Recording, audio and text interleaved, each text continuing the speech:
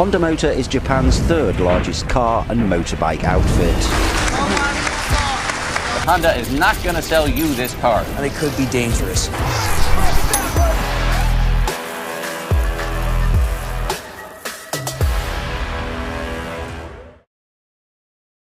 For many people in Japan, it was an ordinary day on November 17, 1906. However, it was also the birth of Soichiro Honda, who would go on to change the world in more ways than one. Honda's father was a blacksmith who had a bicycle repair shop, whilst his mother worked as a weaver. Their family was very poor, and of Honda's 8 siblings, 5 of them died during childhood due to poor health. However, as Honda grew up, he became very interested in tools and machines, and was especially keen on learning how vehicles worked after he saw his first car, a Ford Model T, whilst he was just a toddler. He chased after it, mesmerized by its design. That memory and the smell of the oil would stay with him forever. Now around this time, bicycles were becoming very popular all over Japan, and customers began to line up in front of his father's repair shop. Honda spent a lot of time watching his dad work and then practicing repairs himself. Honda even learned how to make his own toys from whatever materials he saw lying around. Within a few years, Honda was regularly helping his dad out in the repair shop. However, when it came to academic learning, Honda did terribly in school. He just wasn't interested in what they were teaching, and longed to be back in his father's workshop instead.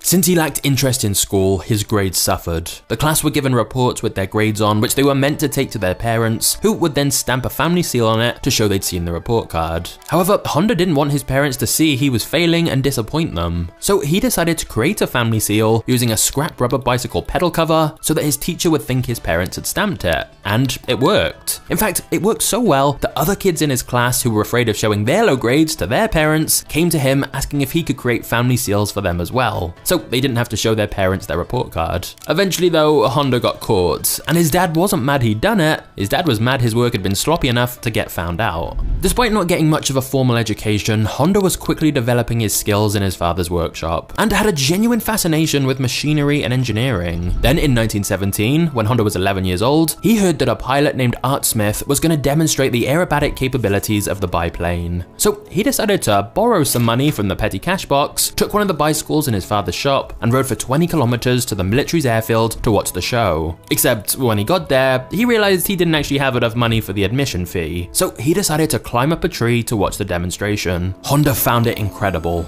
and this only increased his love for machinery and invention. But when he returned home, his father had discovered what had happened. Luckily, instead of being angry, Honda's father was far more impressed at his son's determination and initiative, and perhaps deep down he was proud his son had the same appreciation for engineering that he did, so he let the incident pass.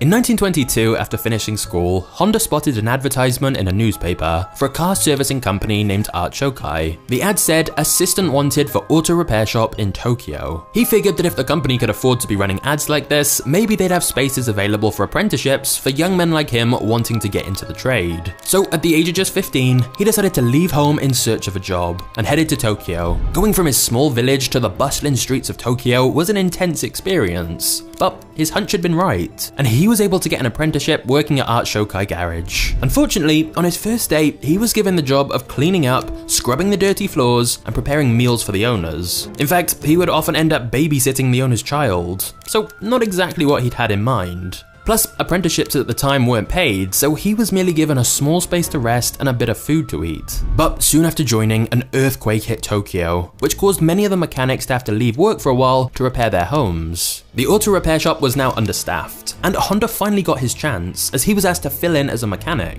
By working extremely hard, this role was soon made permanent. Honda was eager to learn and spent his days repairing cars and motorcycles, which at the time were limited to only the upper class. It was here that Honda encountered a very wide range of vehicles from all different manufacturers, which sharpened his knowledge even more. Honda would always take a lot of care in examining each vehicle assigned to him for repair, and on his work breaks, he'd read whatever car-related magazines he could get his hands on. It wasn't long before Honda was not just just repairing vehicles, but designing spare parts as well. Given that Honda was doing a lot of great work for this company, one of the owners, named Yuzo, took it upon himself to educate Honda about the business side of the trade as well as the technical side. Yuzo was the ideal mentor for Honda, and it was him who introduced Honda to the world of motorsports. You see, in 1923, Yuzo had decided to begin manufacturing his own race car, and he asked Honda to help him out with building it. Their second design, which they named the Curtiss, ended up winning the 1924 Japanese Motor Car Championship. Honda was on board as the accompanying engineer, and this victory at a young age, both winning the race and the thrill of helping to build something like this, was a feeling he'd never forget, and a feeling he'd continue to chase.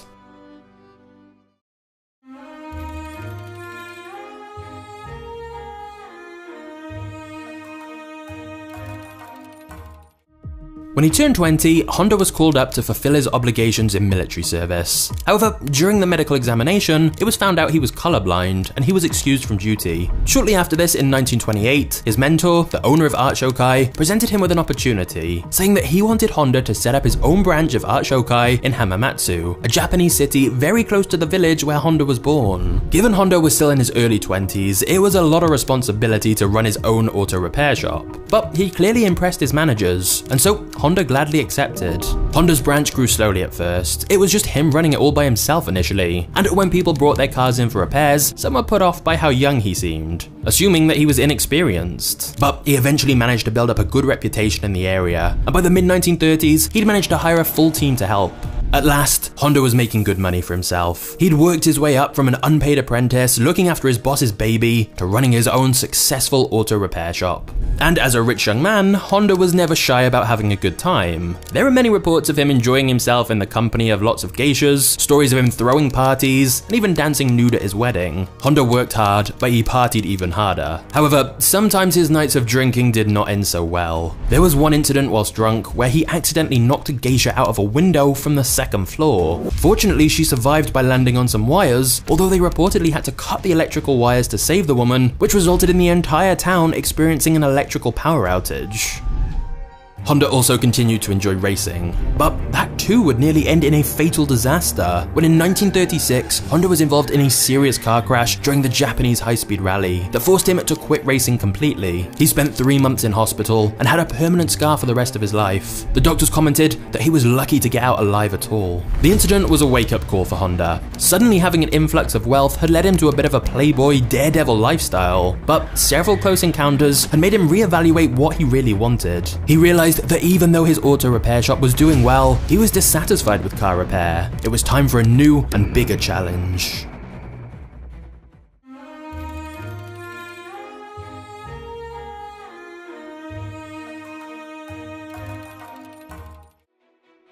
Honda saw a lot of potential in manufacturing and asked Art Shokai if he could turn his auto repair shop he was running for them into a separate company where he would produce piston rings. Unfortunately, Art Shokai did not like this idea at all. The business was doing well and making a lot of money. They had no interest in stopping that and entering a whole new field, especially since producing their own car parts rather than repairing them seemed like a lot more risk and cost. However, Honda was determined to pursue his new vision, so he and a friend decided to go into business together, setting up their own separate business called Tokai Seiko Heavy Industry. At first, Honda would still spend his days working at his repair shop, and then spend his nights working on this new car part manufacturing company he'd started, trying to create piston rings. It was exhausting trying to do both though, and he didn't get much sleep.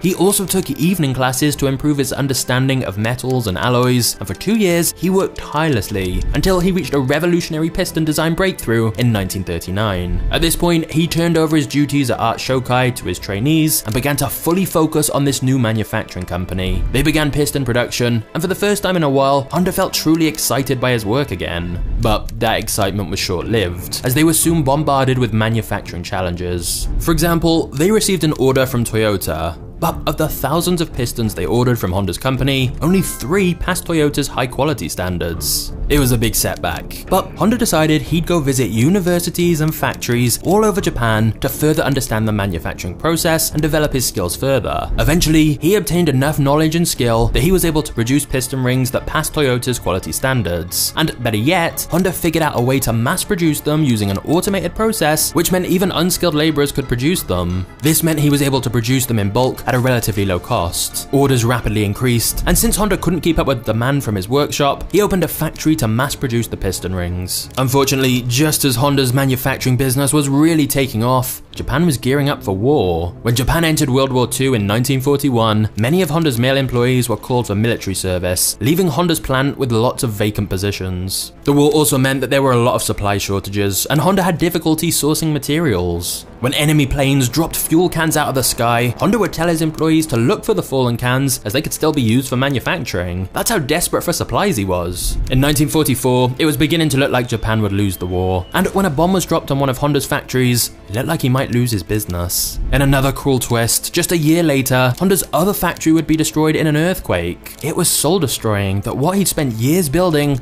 was quite literally turned to rubble. The company had already been struggling immensely because of the war, but this was the final nail in the coffin for his company. He was going out of business. So Honda sold whatever was left of his manufacturing business to Toyota.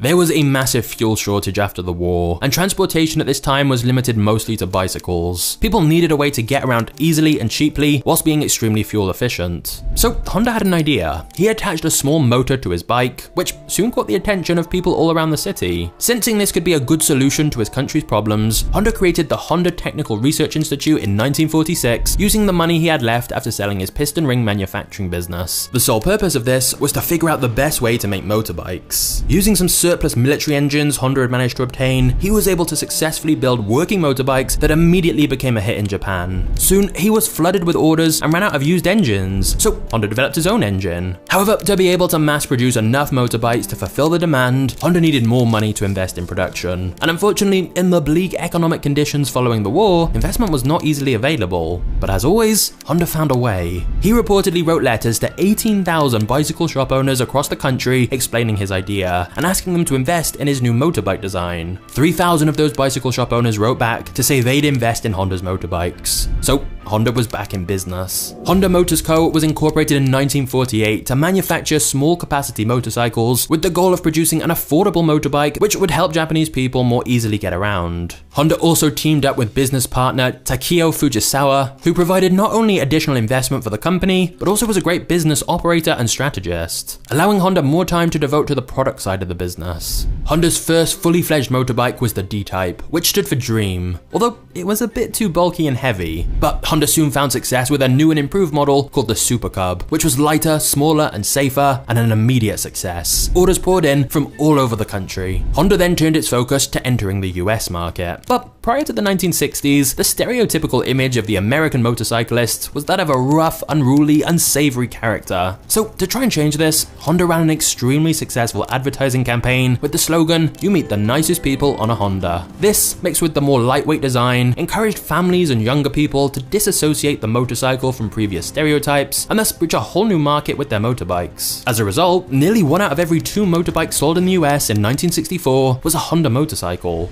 And pretty soon, small lightweight motorcycles were zipping all across American roads. And by the end of the 1960s, Honda was the biggest motorcycle company in the world, producing about 1 million per month. In fact, Honda is still the largest motorcycle producer to this day. Not only was Honda a financial success, it was a racing success too. In 1966, Honda Motors took home the Constructors' Championships in all 5 motorcycle classes in the Grand Prix as the team with the most points at the end of the season. By this point, Honda bikes had won pretty much all of the major racing titles there was to win. Honda motorbikes were a huge success by all metrics. But Soichiro Honda still had one dream left that he hadn't fulfilled. It was finally time for his biggest and most ambitious project to date.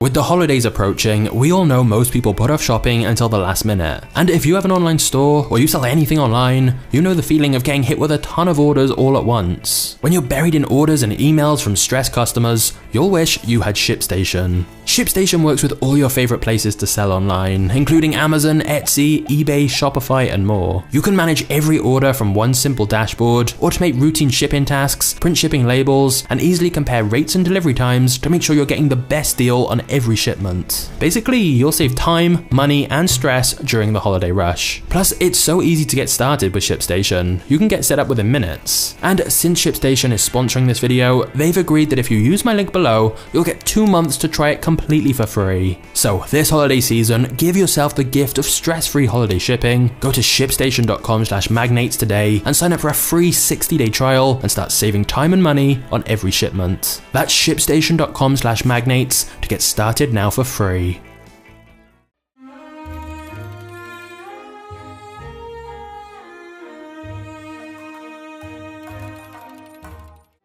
Ever since seeing his first car as a child, Honda had wanted to produce his own. And given his own humble beginnings, he especially liked the idea of making an affordable, quality car so almost everyone could experience having one. However, almost everyone told Honda that now he'd found success with making motorbikes, he should stick to that, as there was so much more competition in the car market, especially in America, where the big car brands were so dominant. But Honda had always been a risk taker, and after feeling like he'd conquered 2 wheels, he was now ready to move on to 4. Honda Motor Co.'s first automobile attempt was actually the T360 mini truck, which went on sale in 1963. But it wasn't popular and never sold very well. But as always though, when Honda got a setback like this, it just meant he had to figure out a new approach. Now, in the early 70s, there was a growing environmental movement with more concern about air quality and pollution. This resulted in US cities introducing the Clean Air Act, which forced stricter regulations on vehicles. Immediately, all of the big car manufacturers appealed this and said the new rules were impossible, whereas Honda simply said, "I'll find a way," and set about to build a new revolutionary engine that passed the new pollution tests. It was called the Compound Vortex Controlled Combustion Engine, and was not only more environmentally friendly, but also allowed people to travel further using less fuel. So whilst the established forces in the American car market were lobbying to scrap the regulations, Honda had been taking action and finding a solution. Honda himself would later comment, "When Congress passes new emission standards, we hire 50 more engineers, and GM hires 50 more lawyers." By 1972, he'd come up with the Honda Civic, which would be the first car to use this new CVCC engine. This energy-efficient, compact, and lightweight passenger car was the perfect answer to the oil crisis of 1973, where gas prices were so high. The Honda Civic was light on fuel, low on emissions, and reliable. Essentially, it was the perfect car at the perfect time. And the Honda Civic would soon become one of the most popular cars in the world. When sales of the Honda Civic crossed 1 million,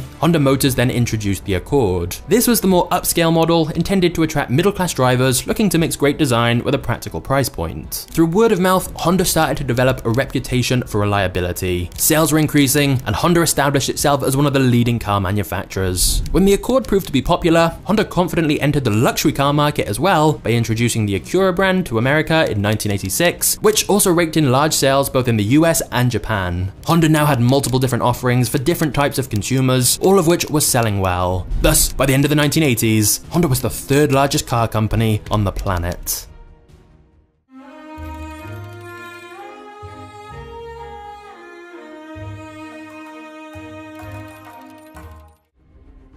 After grappling with liver failure, Soichiro Honda succumbed to the disease and died in 1991. Upon his death, he held an estimated net worth of $92 million. In total, he'd registered over 150 different patents for different inventions. He had 3 sons, but none of them inherited the company. Honda and his business partner believed in meritocracy instead of nepotism, and that a business will survive when handled by highly skilled professionals rather than unskilled family members. Despite the massive loss of its founder, Honda Motors went on to conquer the American market through comprehensive reorganizations, improved automobile designs, and innovative marketing efforts. Of course, still to this day, Honda is one of the leading global car manufacturers, but has also gone on to expand into all kinds of new products, from jets to robots. It's crazy really, as Honda's life started out so bleak, with just a simple curiosity and love for working with tools and machines. But Honda knew what he wanted, and he committed to it. He took action and adjusted his approaches when things didn't work out as he'd expected. He understood that if you make a superior product, people will buy it, and he worked tirelessly to make that happen. Which is actually pretty similar to Lamborghini, which is an even crazier story you can watch right now by clicking the thumbnail on screen. Anyway, you are a legend for watching this video right to the end. Please remember to turn on notifications for more business mini movies from Magnates Media, and I'll hopefully see you in the next video in just a second. Cheers.